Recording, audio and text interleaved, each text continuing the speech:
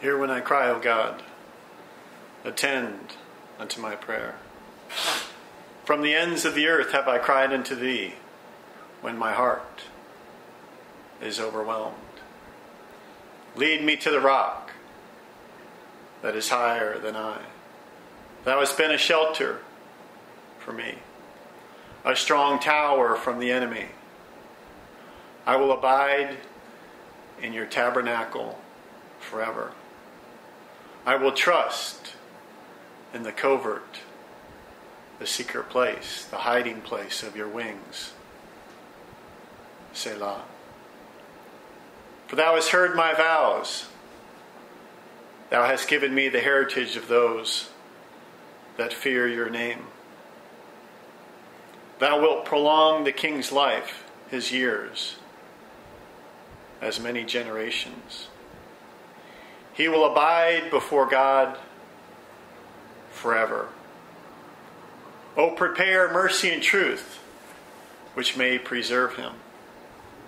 So will I sing praises unto your name forever, that I may daily perform my vows.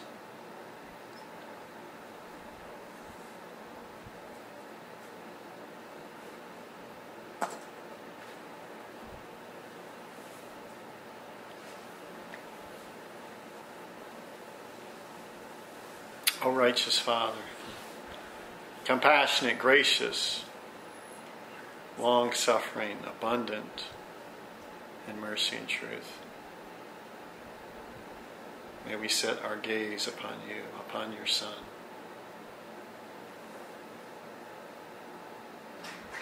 May we behold your goodness, your mercy. Father, I just thank you for taking us deeper, deeper into your heart. Holy Spirit, that you would quicken our hearts and minds tonight.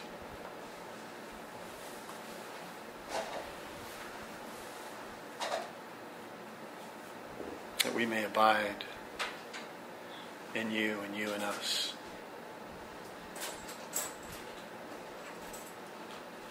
That we may live out of your throne room.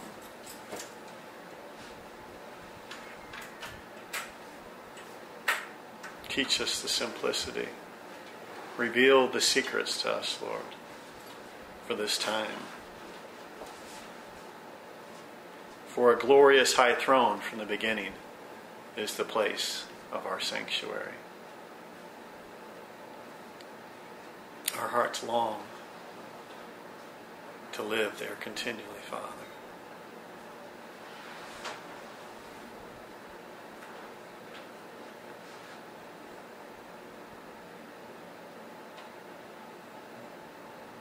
May the things of this world grow strangely dim.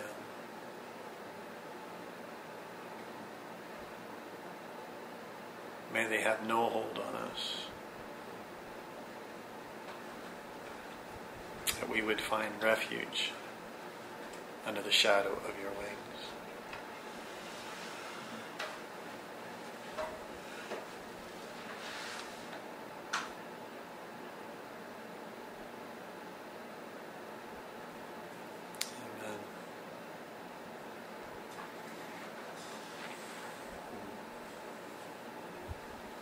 I'm going to go to Psalm 26 again. We went there a little bit last week. I'm just so astounded by the Psalms, how much revelation is in the Psalms. The Psalms is quoted more than anything, any other book.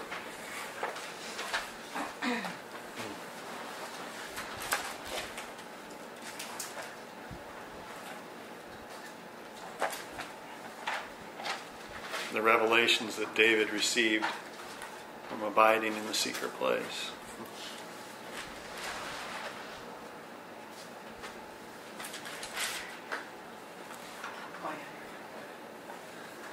It says in Amos 9:11, "In that day I will raise up the tabernacle of David that is fallen."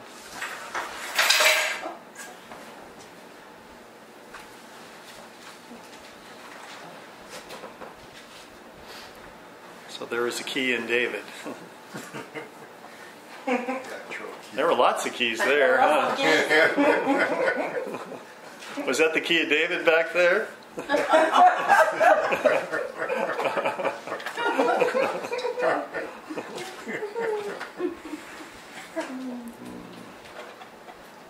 it Psalm 26? Psalm 26.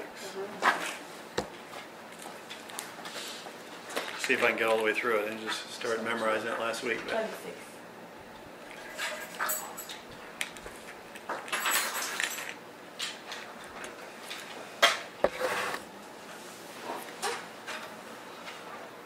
so how often do you start out saying, "Judge me, O Lord"?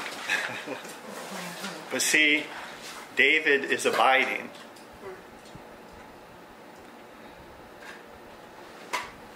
Judge me, O Lord, for I have walked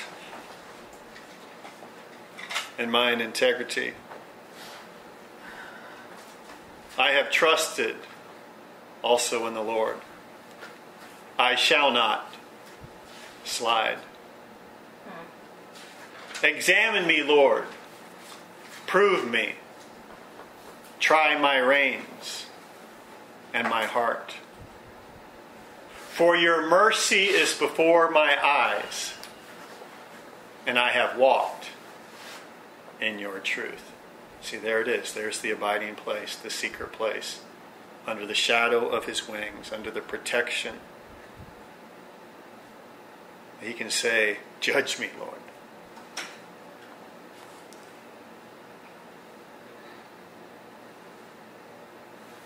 You know, David says in Psalm 17:15, I will behold your face in righteousness. I will be satisfied when I awaken with your likeness. Do you think it's a big deal to behold his face? The face of mercy.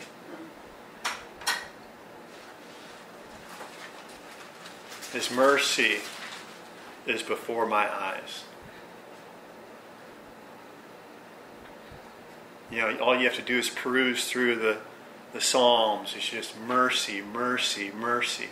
David was continually had his heart set upon the mercy. That covenant love, which was consummated in the cross. And that face, that visage that was so marred more than any man.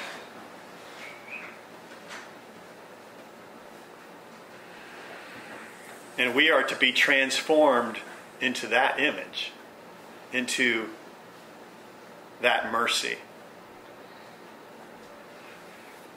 We must behold that face.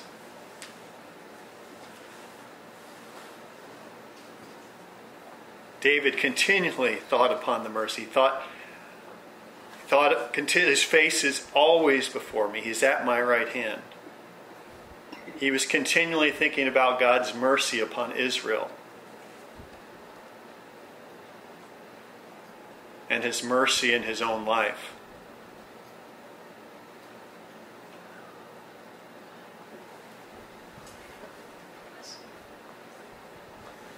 Christy? His mercy is before my eyes. You're here? Sorry, my map stopped working and I got turned around. His mercy is before my eyes,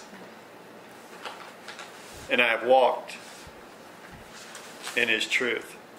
Remember Isaiah 16:5, and mercy the throne is established, and he shall sit upon it in truth. And the tabernacle of David, judging and seeking judgment and hasting righteousness. It is the secret place. It is the under the shadow of his wings. It is the pavilion. It is the hiding place. It is the throne.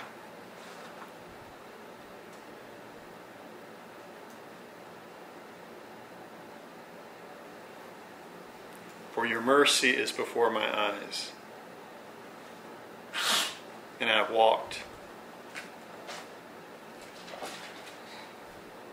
in thy truth.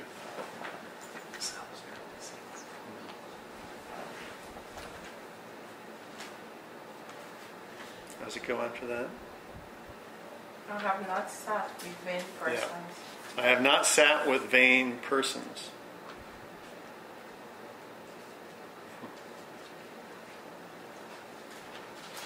But where is he seated? Seated in the heavenly places. Neither have I gone in with the dissemblers or the hypocrites or those who conceal truth, is what the word means. I have hated the congregation of evildoers and will not sit with the wicked. You'll see this in the psalm. He offsets where he's at compared to, and it continues on down. But he's seated in the throne. I have washed my hands in innocency. So will I compass thine altar, O Lord. Which altar is this? Praise. No, the other one. Yes. Altar of incense. How do we know that? Because he's cleansing himself. He's washing his hands in the brazen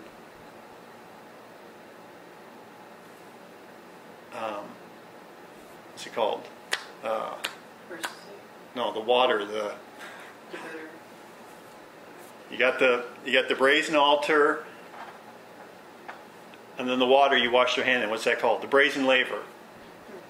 That the priests would then wash their hand in. See, he's passing through the mercy. That's the brazen altar. He's passing through the mercy. Now he's washing his hands in innocency.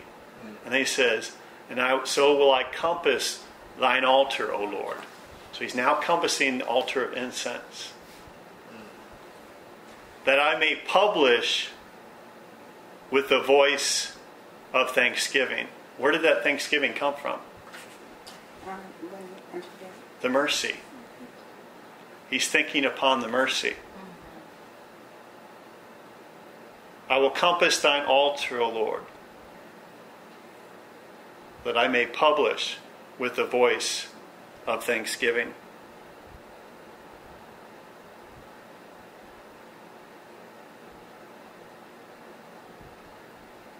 See, our prayers ascending out of that place,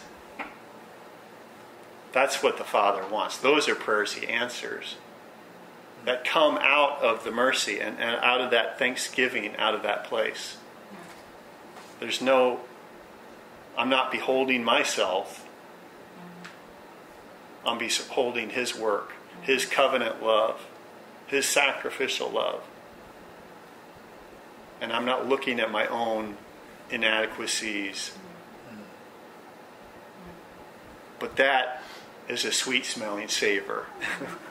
Not like Neville Johnson saw that vision of the altar of incense where it was this nasty, smoky stuff, and the Father says those are the selfish prayers.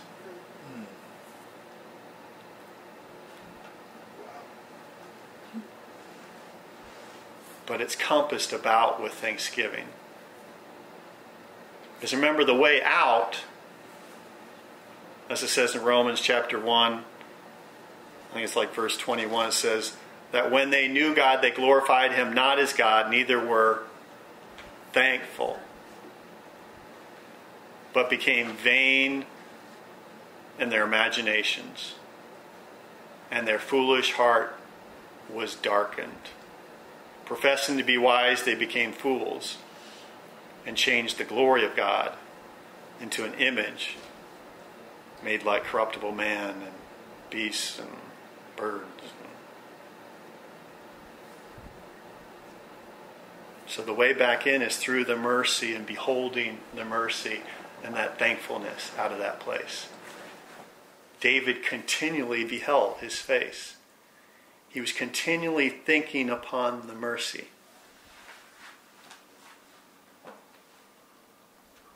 You know, as this week, as I try and step into this, I think about those times in my life where I know He spared my life. Mm-hmm.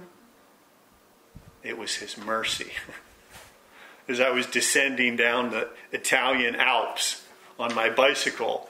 Were you? Way too fast. Way too fast. And I hit a hairpin turn. And it was like, gone. But my sister was behind me praying. You're airborne. That may be. And I went through these 2 stone markers that were on the edge. There's no way by the centrifugal force I could have gone through those. I was gone. That was His mercy. Wow. Think about those times in your life that you know that He's done that. Yeah. That our life is not our own.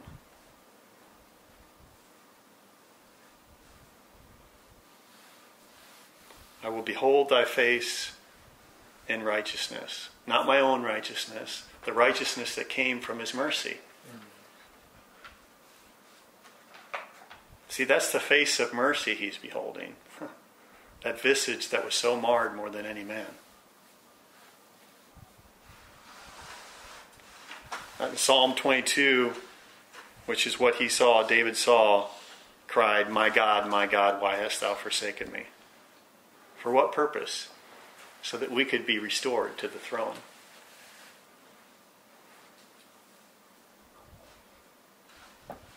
Because in mercy the throne is established.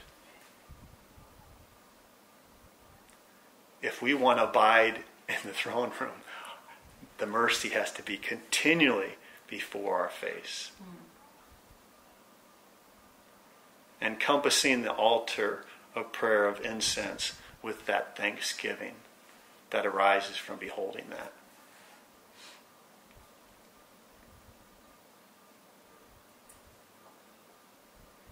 That I might publish with the voice of thanksgiving and tell of all thy wondrous works.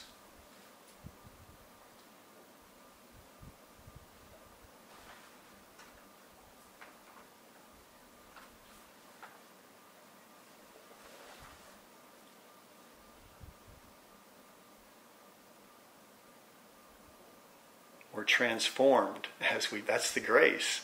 But we have to, that will keep him in peace, whose imagination is stayed on thee.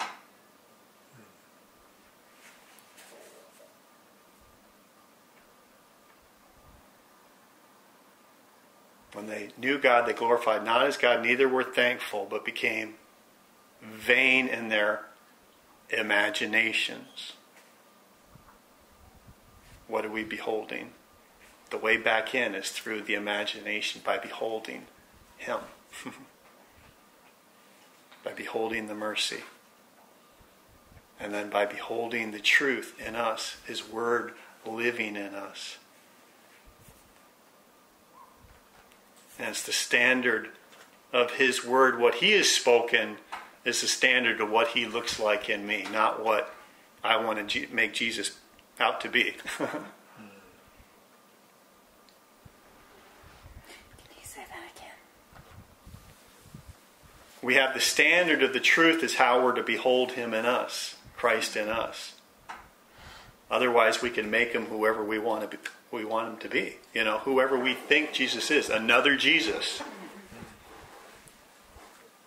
But if you abide in me, in my mercy, and my words abide in you, live in you, you shall ask what you will, and it shall. What's that? It's the Word made flesh. We become one with Him. Mm-hmm. Of course our prayers are going to be answered.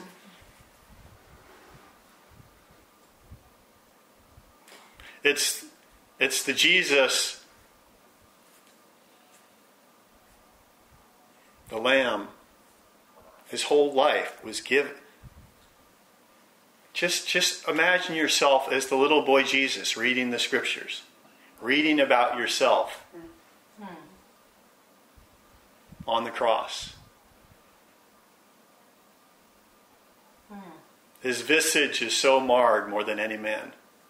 Picture yourself. Christ is in you. To be transformed into this image, we have to come into that place. To become Him, we have to begin beholding as He beholds. This is who I am. Because He is in us, and whoever sins we remit, they are remitted, because of Him flowing through us. But we have to come into that revelation.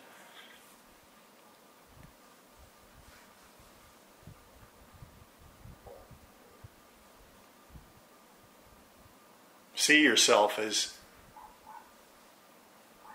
the Lamb gave Himself in John chapter 18, as Judas and this horde came with these lights and swords and came to get Him. And He said, I am, and boom. See, they couldn't touch Him. They couldn't touch Him. He had to give Himself to them. They couldn't even touch Him. He gave Himself to them. Then Peter takes off Malchus's ear. See yourself doing this. The very one that's going to persecute you, and you heal his ear.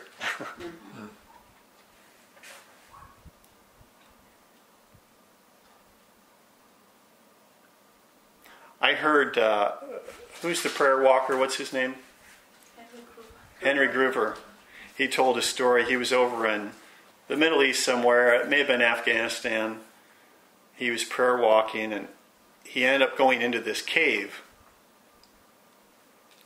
And there were terrorists in there. He had no idea. And they they were going to skin him alive. And he said, Father, just let me tell them the gospel first. Uh-oh.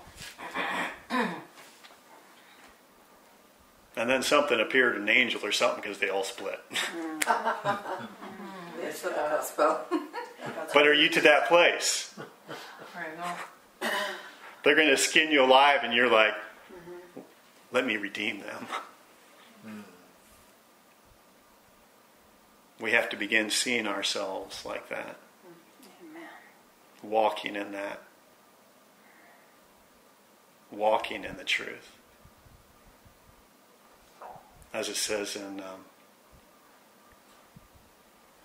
2 Corinthians chapter 4, manifesting the truth, manifesting Christ in us.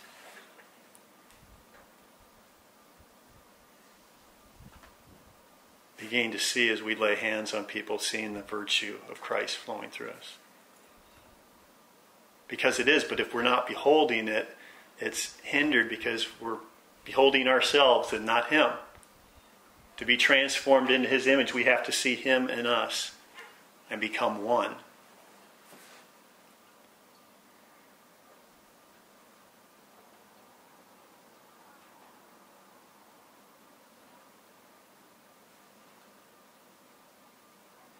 Where are we at in Psalm 26? Verse 7. That I Will may you publish proclaim the voice of thanksgiving and tell of thy wondrous works? Lord, I have loved Lord, I have loved the the habitation of your house and the place where your honor dwells. What is that? That's the throne. That's mercy and truth, where mercy and truth meet together.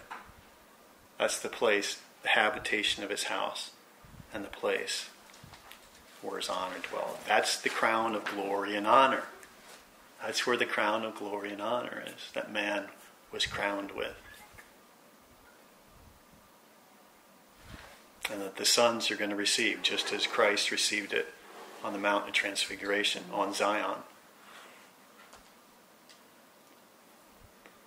But the sons have to be transformed into this image.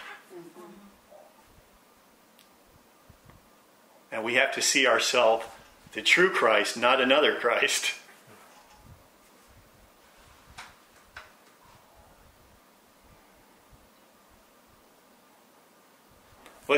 Let's turn real quick to this Christ. Let's look at Luke chapter 6.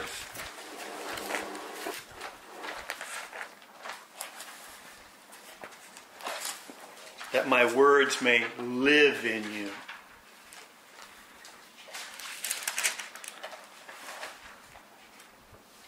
Luke chapter 6, verse 27.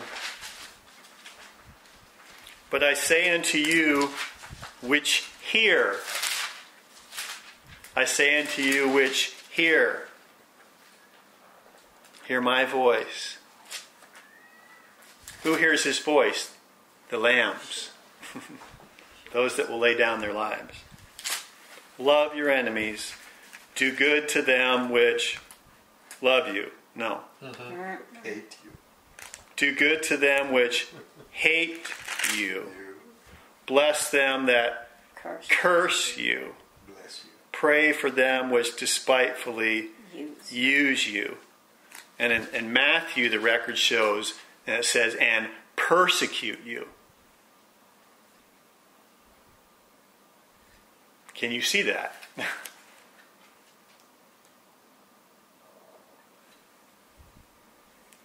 And unto him that smiteth thee on one cheek, offer also the other. And him that taketh away thy cloak, forbid not to take thy coat also. See, this is the Father's heart. Give to every man that asketh of thee, and of him that taketh away thy goods, ask them not again. And as you would that men should do to you, do you also to them likewise. For if you love them which love you, the King James says, what thank have you? What other translation? What does yours say? Credit. What credit have ye? Mm-hmm. What does yours say, Christy? What thank have we? Okay.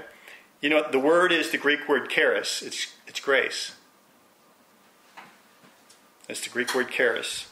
For if you love them which love you, what grace have you? For sinners also love those that love him. Remember, we're not supposed to quench the Spirit of grace. And if you do good to them which do good to you, what thank? That's the Greek word charis again. What grace have ye? For sinners also do even the same. Isn't that so much the church, how it looks? Oh, I'm so good. You know, and we think we're good. We're hanging out with good people, and they do good to me, I do good to them. But throw persecution at them. How does it look then? No more love. There's the test. Are you praying for their redemption and blessing them? They call fires.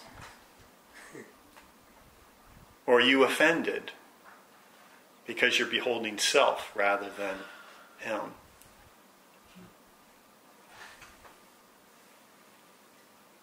And if you lend to them of whom ye hope to receive, what thank, what grace have ye? For sinners also lend to sinners to receive as much again. But love your enemies, and do good, and lend, hoping for nothing again, and your reward shall be great, and you shall be the children of the highest. Children of the highest. For he is kind unto the unthankful and to the evil. How often do we say, oh, they weren't thankful?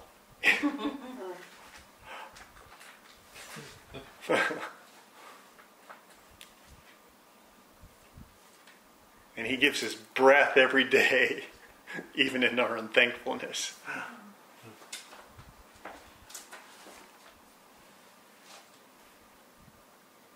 Be ye therefore merciful, as your Father also is merciful. Judge not, and you shall not be judged. Condemn not, and you shall not be condemned. Forgive, and you shall be forgiven. Who is he going to give this power and authority to? Of the sons. It's those that are transformed in his image. Otherwise, we're calling fire down, right? On our enemies. Fire! You know, and not a good fire. We're thinking, you know. But can we call on fire on the spirit that is behind it? Sure, you can come against the spirit. You know what? Yeah. I know, I was saying That's that. a good Can point, we call yeah. fire on the spirit that is behind it? Sure. Because where is the line between knowing that it's a spirit, Mm-hmm. Not the flesh. Yeah. That's the thing, is seeing the true identity of that person from the throne that the Father made, and making that differentiation between that demonic spirit and that deception. We're all deceived to the extent that we don't know the truth. exactly. And I've been sharing with somebody at church, and she's been having this real problem with her, like sister-in-law or something, and she's just this wicked person. She just was, I can't, and she's beginning to change her mind. Separating, like you say, the spirit from the person. Yeah, you can come against that spirit, but you're blessing that person. You're remitting their sins. As I said to her, you're probably her only Christ connection. Her only Christ connection. And remitting her sins, allowing the grace of God then to come in. That's what Jesus did.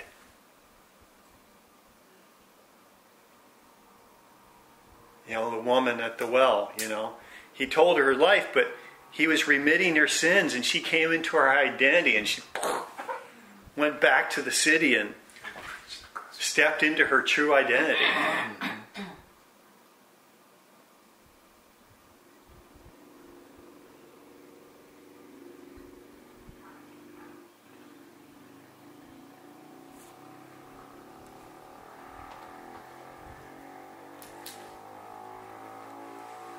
I will behold thy face in righteousness, not self-righteousness, the righteousness that comes out of his mercy. We have to behold ourselves in him. I will be satisfied when I awaken with your likeness.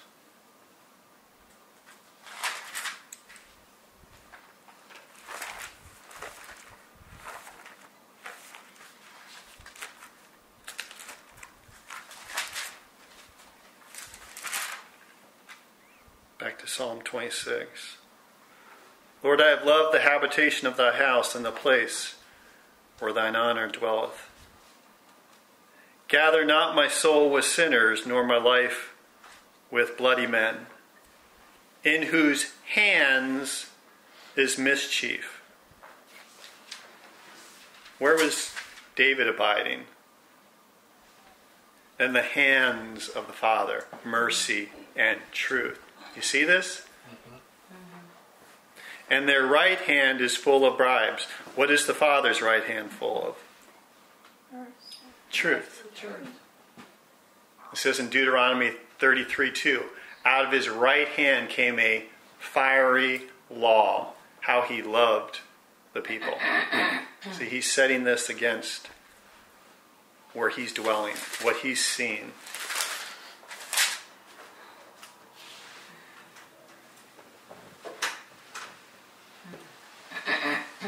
But as for me, I will walk in mine integrity.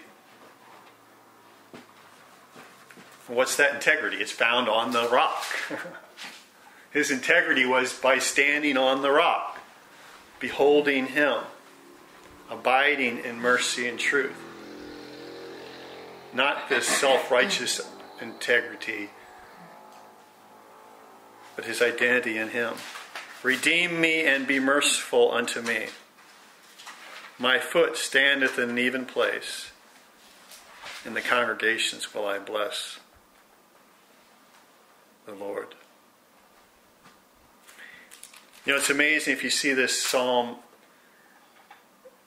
We go back and let's just look kind of this area in the Psalms. We go back to Psalm 22, that's the cross. Where Christ cries out, my God. David saw this. My God, why hast thou forsaken me? It was for the purpose of restoring back to the throne, which is mercy and truth. Psalm 23. He leads me in paths of righteousness for his name's sake. What's his name? Compassionate, gracious, long-suffering, abundant in mercy and truth. He leads me in paths of righteousness. Psalm 25:10 says, all the paths of the Lord are mercy and truth unto such as keep his covenant and his testimonies. See, the cross was to restore us back to the throne, make that way back to the throne.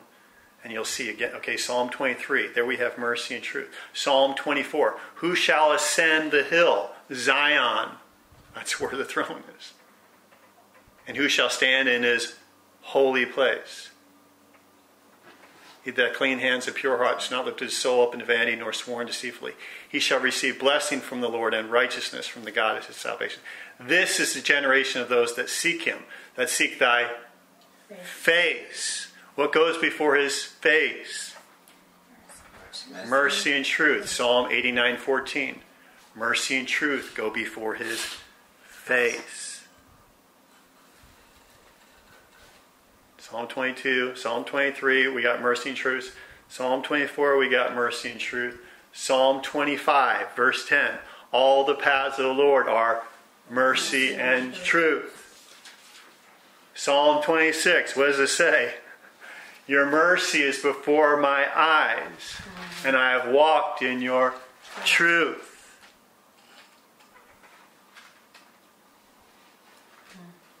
Psalm 27.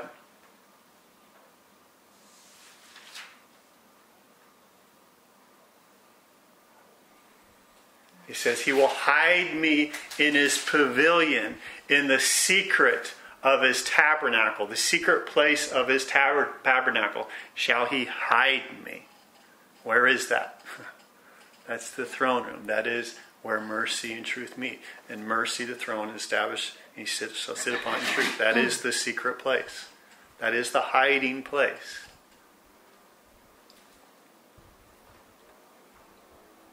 There's Psalm 27. And of course, in Psalm 27, of course, says, when thou sayest unto me, seek ye my face, my heart said unto thee, thy face, Lord, will I seek. What goes before his face? Mercy and truth go before his face. Psalm 28. Verse 2 says, hear the voice of my supplications when I cry unto thee, when I lift up my hands toward thy holy oracle. Where was the oracle in the Old Covenant? It came out from under the wings, right, of the cherubim. The voice came out from there. That's the secret place where mercy and truth meet, the throne.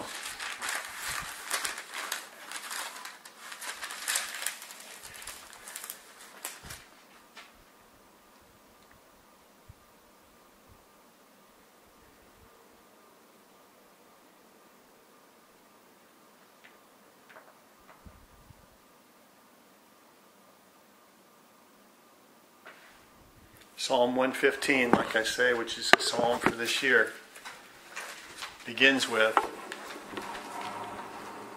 not unto us, O Lord, not unto us, but unto your name give glory for your mercy and for your truth's sake. Not about our glory. And of course we have then John chapter 15, which is also this year. John 15:7. If you abide in me, in my mercy, and my words abide or live in you. There's the throne. You shall ask what you will, and it shall be done unto you. It's the throne. It's covenant relationship. What happened when people made covenant? They exchanged garments, sometimes swords, sometimes they would drink each other's blood. It was talking about Like see you, see me. We become no different. We become one. Something happens to you, I'm there. Something happens to you, you're there. My stuff is your stuff. It's an exchange of identity. Mercy is the covenant love. It's the covenant love that will lay down its life for covenant.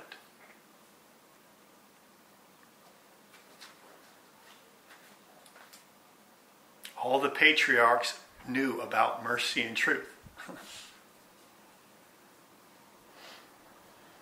Abraham made his servant swear upon his thigh by mercy and truth that he would go get a woman for Isaac after his seed.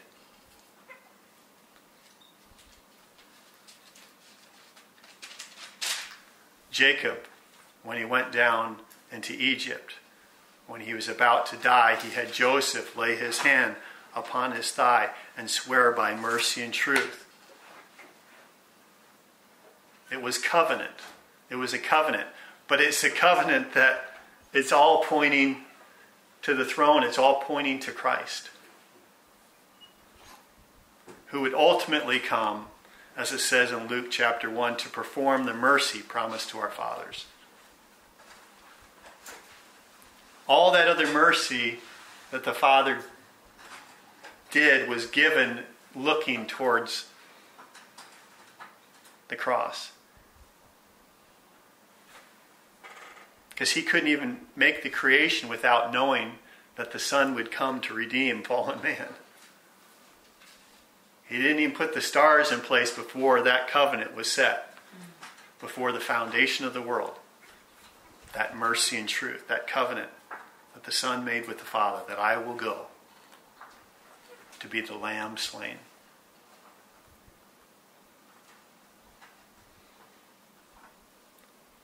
And we have the awesome privilege to bring him his reward, which are his enemies. His enemies are his reward. We were his enemies. It says in Colossians 1:21, we were enemies in our minds by wicked works.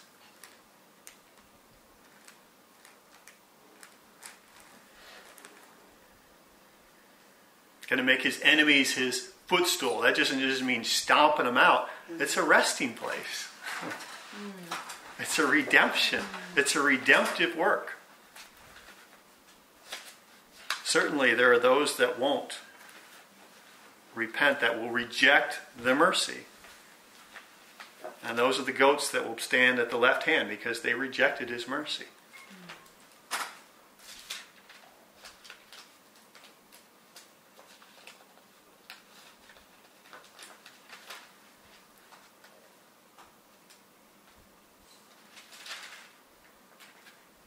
Rahab, when the spies came and spied out Jericho, they swore by mercy and truth.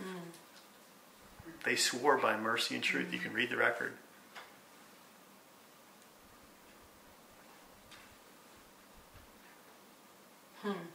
It says in the King James, we will deal kindly. It's the Hebrew word for mercy. In mercy and truly. In mercy and truth. It's covenant. It's covenant. The throne room is a covenant relationship of intimacy and fellowship where we become one.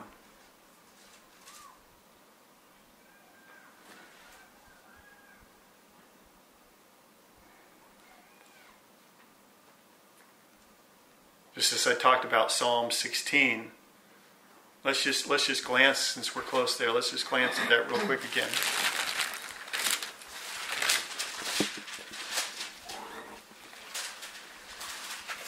Psalm 16 begins with, "Preserve me, O God." What does David say throughout the Psalms about preserve me? What preserves him? Mercy and truth. David says, "Oh, prepare mercy and truth which may preserve me." So right away, here's talking about mercy and truth. For in thee do I put my trust. That's where faith is found. Think about it. If we're constantly beholding that mercy, that goodness, that's where we come into faith. That's right. All unbelief is rooted in not having a revelation of His goodness. That's right.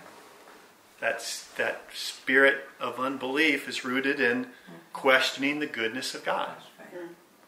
And so where is that found? In beholding the mercy. That's where faith is found, in the throne. That's right.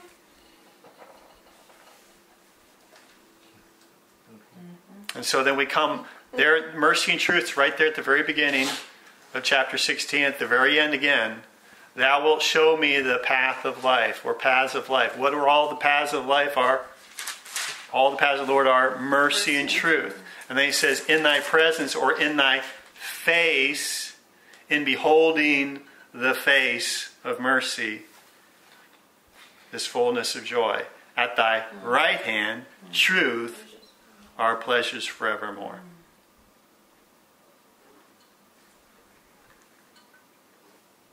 Go to Psalm 139.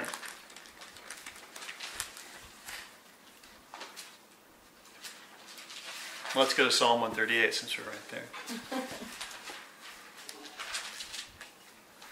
As I will praise you, O Lord, with my whole heart. Before the gods will I sing praises unto thee. I will worship towards your holy temple and praise your name for your... King James says loving kindness. It's the same Hebrew word for mercy. I will praise your name for your mercy and for your truth. This is grace and truth.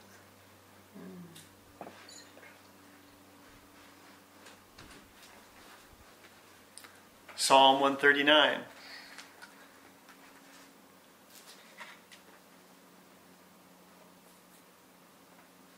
He says, where can I go from your spirit? Where can I flee from your presence? Is the Hebrew word face. Okay. Now Jesus said in John 6:63, he said, the Spirit gives life, the flesh profits nothing. The words that I speak are Spirit. Okay, there's his words. Okay, where can I go from your Spirit? His words. My word lives in you. Where can I go from your face? The face of mercy. See, here's mercy and truth.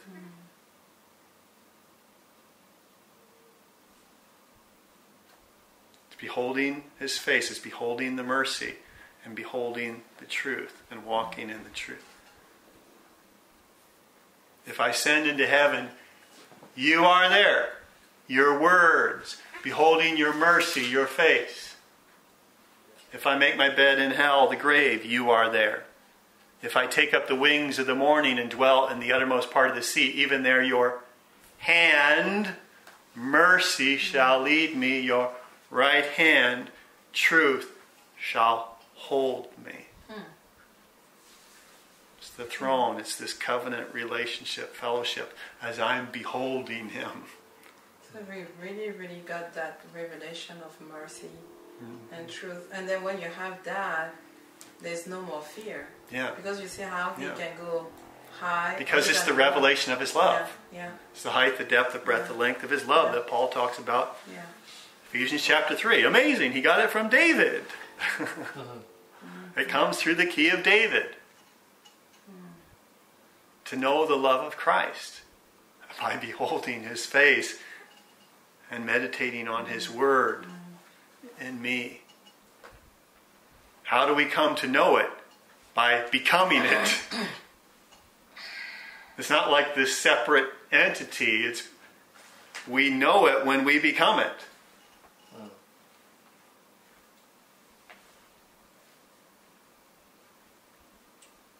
It's not an intellectual thing. It's the Word being made flesh. The Word is made flesh in the throne room, where mercy and truth meet together through the Spirit of grace.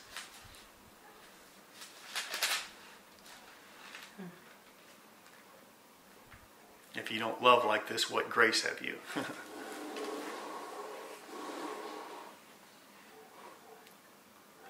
And of course, David then says there in Psalm 139, you have possessed my reins. my consciousness this love of Christ. What did David do? See his mercy and truth. Beholding his face. And beholding his word. Meditating on his word day and night. Beholding that word in me.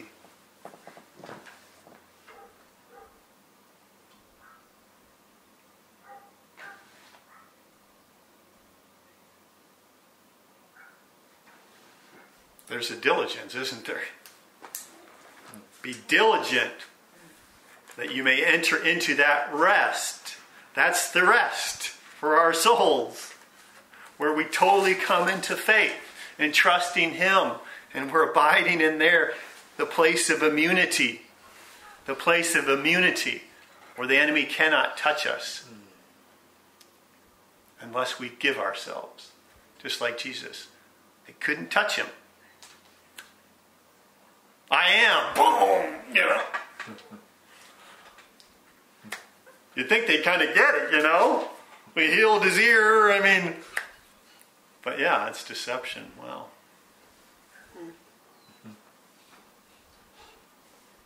They couldn't touch David. The scripture tells us that.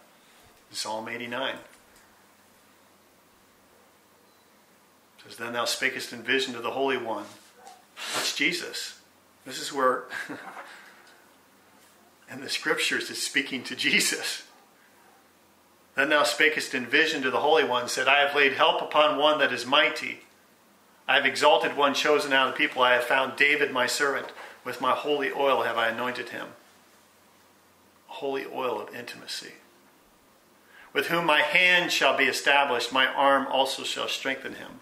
The enemy shall not exact upon him, nor the son of wickedness afflict him. And I will beat down his foes before his face, and I will plague those that hate him. But my faithfulness and my mercy shall be with him. And in my name his horn shall be exalted. What's his horn? The praises. And I will set his hand in the seas, and his right hand in the rivers. And he shall cry unto me, Thou art my Father, my God, the rock of my salvation. And I will make him my firstborn, above the kings of the earth.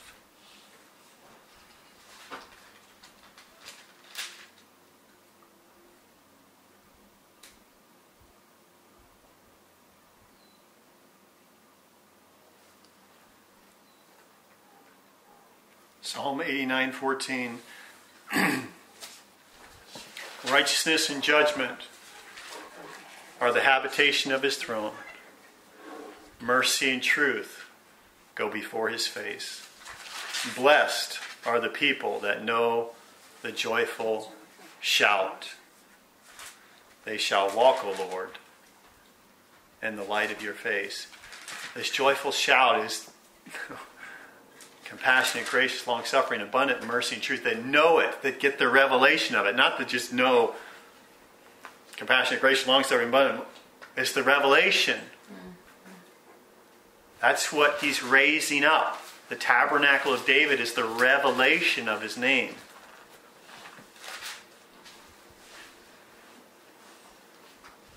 Because in the revelation of his name is the revelation of his goodness.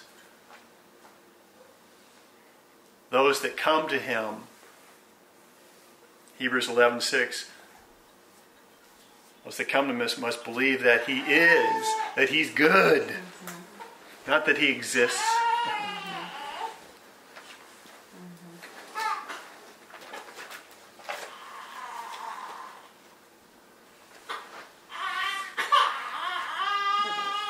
Those that come to him must believe that he's compassionate, gracious, long-suffering, abundant in mercy and truth. The abundant life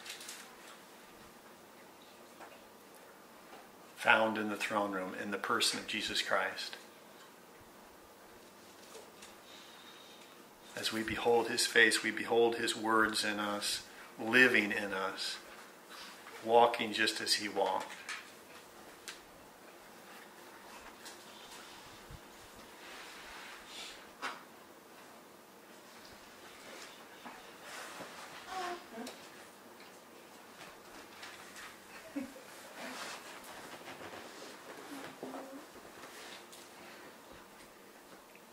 As it says in Song of Solomon chapter 8 verse 6, set me as a seal upon your heart, a seal upon your arm. For my love for you is strong as death, my jealousy for you as cruel as the grave. The coals thereof are the coals of fire that hath the most vehement flame of Jah, of Jah's love, Yah's love.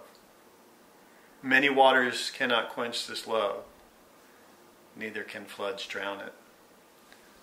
If a man sell all the substance of his house for love, shall be utterly condemned.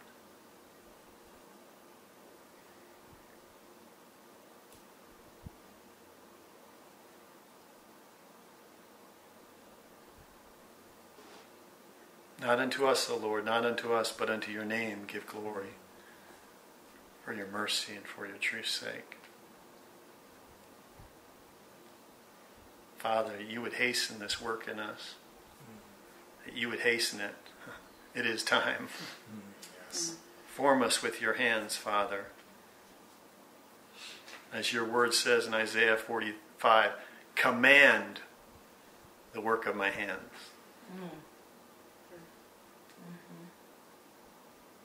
So, Father, form us with your mercy and your truth. Prepare mercy and truth which may preserve us. So we will sing praises unto your name forever, that we may daily perform our vows, that we may exalt your name into the heavens, that you receive all the glory, that our identity is totally absorbed in you. See you, see us, no difference. See you, see us, no difference. May your grace be upon our lips, that you would pour grace into our lips. As your word says in Psalm 45, that grace was poured into Christ's lips.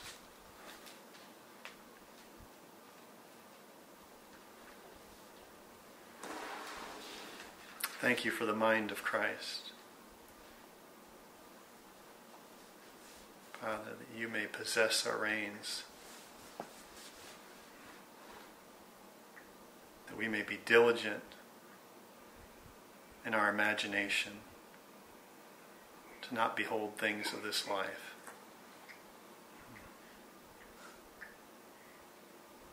but you will keep us in perfect peace, whose imagination is stayed on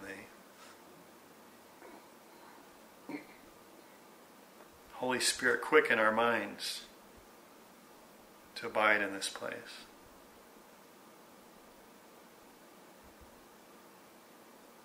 Bring it to simplicity that each of us can walk in it in our own revelation.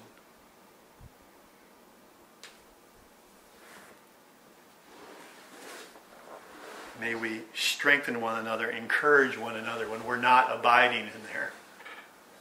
To draw each other back in, to set our imagination upward. As Jesus said, when you begin to see these things take place, lift up your heads.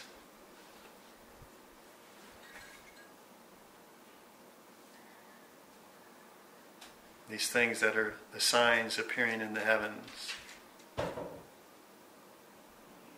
The seas roaring, men's hearts failing them for fear of things coming on the earth. When you see these things, look up and lift up your heads.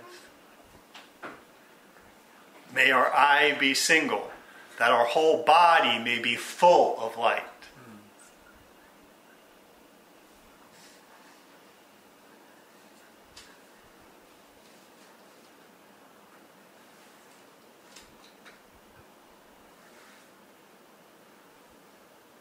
May we abide in thankfulness, continually beholding the mercy, your goodness, the goodness of your covenant love.